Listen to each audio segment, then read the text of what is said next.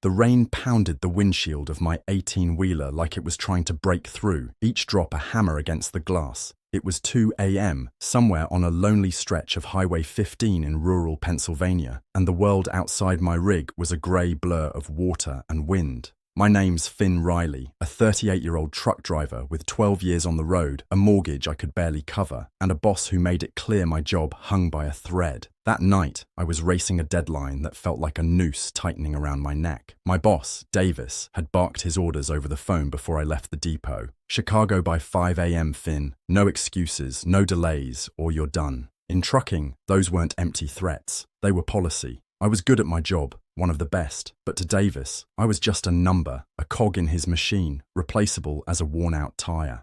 My eyes burned from staring into the storm, the wiper's rhythmic thump my only company. My mind churned with worries, bills piling up at home, my daughter's school fees, my wife's late shifts at the diner to make ends meet. I was a man stretched thin, running on coffee and grit, just trying to keep my life from skidding off the road. Then, through the haze, I saw it, a faint flicker of hazard lights a quarter-mile ahead, blinking like a distress signal. As my headlights cut through the rain, I made out a dark SUV, hood up, dead on the shoulder. A man stood beside it, soaked and waving desperately, his silhouette barely holding up against the storm. Every instinct screamed to keep going. Davis's voice echoed in my head. Not your problem, Finn. You stop. You're late. You're late. You're fired. Company policy was ironclad. No unauthorized stops, no exceptions. Liability, they called it. A waste of time, Davis would say. I gripped the wheel, ready to swing into the left lane, to leave them behind like I'd been trained. But then my lights swept the SUV's interior, and I saw her, a woman pressed against the window, her face tight with worry, and beside her, a small child strapped in a car seat, no older than my own daughter. A family stranded in the middle of nowhere, in a storm that could swallow them whole.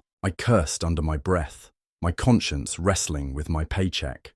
With a groan, I hit the air brakes, the hiss cutting through the roar of the rain.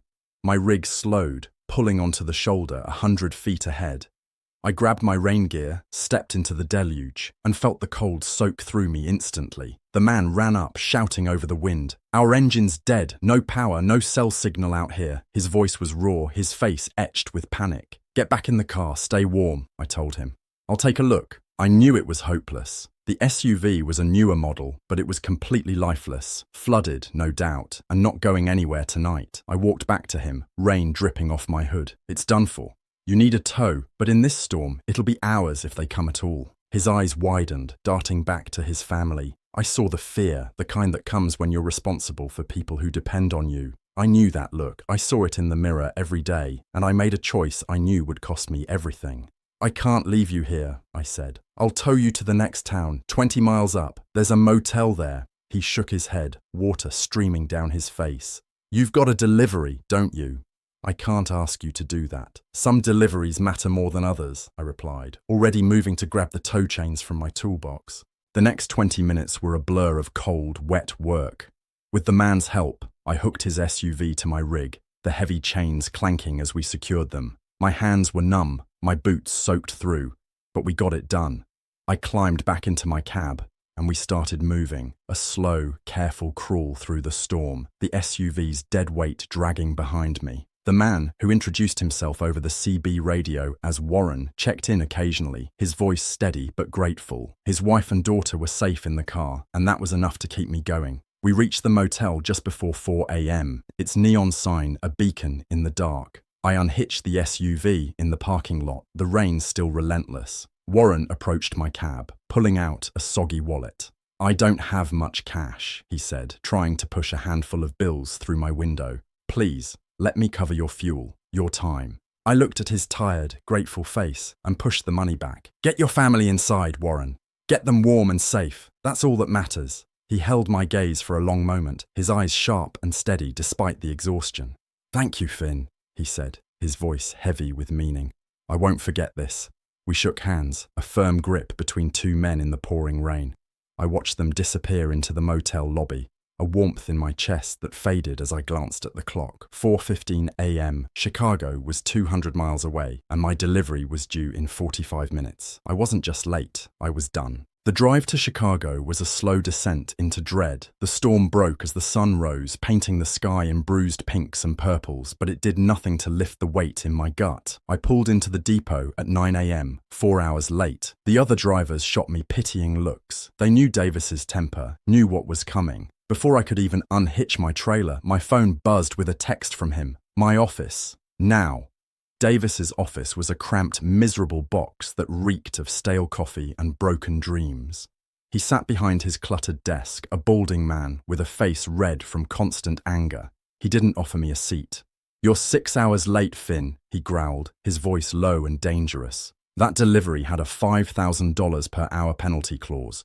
You've cost this company $30,000. Got anything to say before I fire you and make sure you never drive a rig again?" I stood there, bone-tired but calm. I told him the truth about the storm, the stranded family, the child in the car seat. "I made a judgment call, Mr. Davis. They were in danger. I couldn't leave them." He laughed, a sharp, ugly sound. "A judgment call? I don't pay you to play hero, Finn. I don't pay you to tow every idiot who breaks down. I pay you to deliver on time, no excuses." He leaned forward, his face twisted with contempt. "That's your job, and you failed." He was right in a way. By his rules, I'd screwed up. But I knew I'd done the right thing, and that kept me steady. I didn't argue, just let him rage. I expected the pink slip, but instead he did something worse.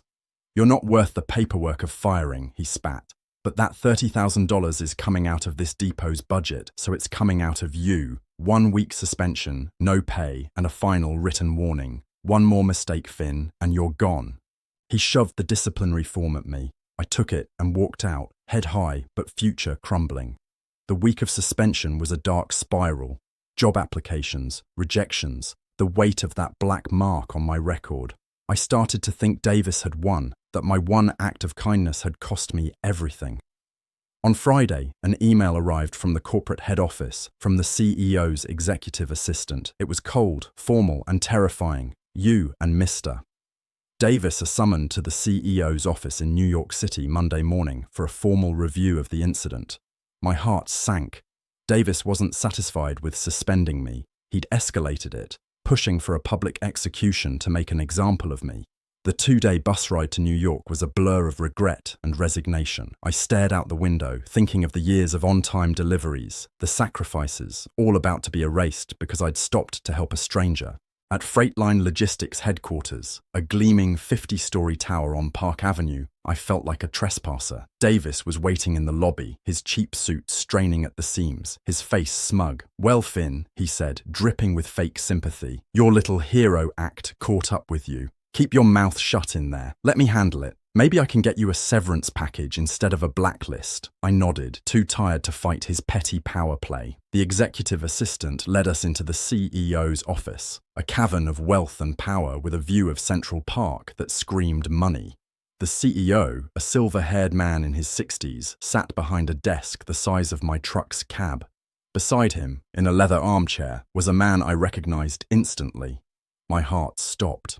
It was Warren, the man from the storm, but transformed, sharp suit, calm demeanor, those same intelligent eyes now gleaming with quiet amusement.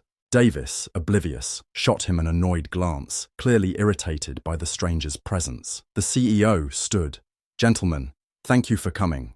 We're here to review the late delivery of the Apex Electronics shipment." Davis puffed out his chest, ready to bury me, but the CEO raised a hand. "First, an introduction. This is Mr. Michael Warren. As of last month, his firm, North Star Capital, acquired a majority share of this company. He is our new owner and chairman of the board." Davis's face collapsed, the blood draining until he looked like a ghost. His eyes flicked to Warren, then to me, and I saw the moment it hit him. The story I'd told about the stranded motorist, the one he'd mocked and punished me for. His mouth opened, but only strangled sounds came out. Warren spoke, his voice calm but resonant, the same voice from that rainy night. "Finn," he said, a faint smile tugging at his lips, "I believe you and I have met. We have business to discuss." He paused, his expression hardening as he turned to Davis. "But first, I believe you owe my friend here an apology." The room was silent, the air thick with tension. Davis, a man who'd ruled the depot with fear, looked like a cornered animal. "Finn," he stammered, his voice a pathetic squeak. I I apologize. It was a misunderstanding company policy. I had no idea of the circumstances. I'm so sorry if I was harsh. It was a hollow apology, born of fear, not regret. Warren's eyes narrowed, unimpressed. Harsh, Mr. Davis.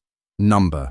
You were a petty tyrant, punishing a good man for an act of compassion. He stepped to the window, his voice steady but cutting. I've spent the last 2 weeks reviewing this company's culture. Your depot, Mr. Davis, has the worst turnover rates, buried complaints, a culture of fear that values deadlines over decency. That is not how my company will be run. Your employment is terminated, effective immediately. Security will escort you out. Davis crumpled into a chair, a broken man, as security guards appeared. Warren turned to me, his expression softening. Finn, I have a problem. My Chicago depot needs a manager, someone who understands that our people are our greatest asset, someone who knows when to break policy for what's right. I need someone with character. That's you. The job of regional operations manager is yours if you want it. I was speechless, my mind reeling.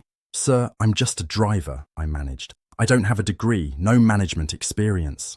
Warren smiled, clapping my shoulder. You know how to treat people with respect, Finn. You know how to make tough calls. That's the only part of management that can't be taught. I'll teach you the rest. Training starts Monday. I walked out of that office a new man, my life rewritten in 10 minutes. The CEO shook my hand with respect. Davis was gone, a ghost escorted away. Warren clapped my shoulder again. See you in Chicago, Finn. We have a company to rebuild. The bus ride back to Chicago felt like a dream. I held my new business card, Finn Riley, Regional Operations Manager, and for the first time I saw a future that wasn't just survival. On Monday, I stepped into the depot, the air heavy with suspicion. The drivers didn't know the full story, only that I'd gone to New York and come back as their boss. I gathered them, drivers, mechanics, dispatchers, and told them everything. The storm, the family, the tow, the punishment, and Warren's vision. This depot won't run on fear anymore, I said. We're a team, and we look out for each other. Change wasn't instant, but it came. I worked the floor, not a desk, learning their struggles because they'd been mine. I renegotiated deadlines, introduced safety bonuses, and with Warren's approval, created the Good Samaritan rule. Any driver late from helping someone in distress would get a bonus, not a write-up. The depot transformed. Turnover dropped, safety soared, profits climbed. Our hub became the one everyone wanted to join. Warren visited monthly, not just as my boss, but as my mentor, my friend. He taught me leadership. I showed him the heart of the drivers who powered his empire. A year later, I sit in a bright office overlooking a depot that hums with pride. My wife and daughter have a new home, a secure future. On my desk is a photo from that stormy night, an SUV parked beside my rig, its lights glowing in the rain. Warren sent it, with a plaque that reads, "Character is who you are when you think no one is watching."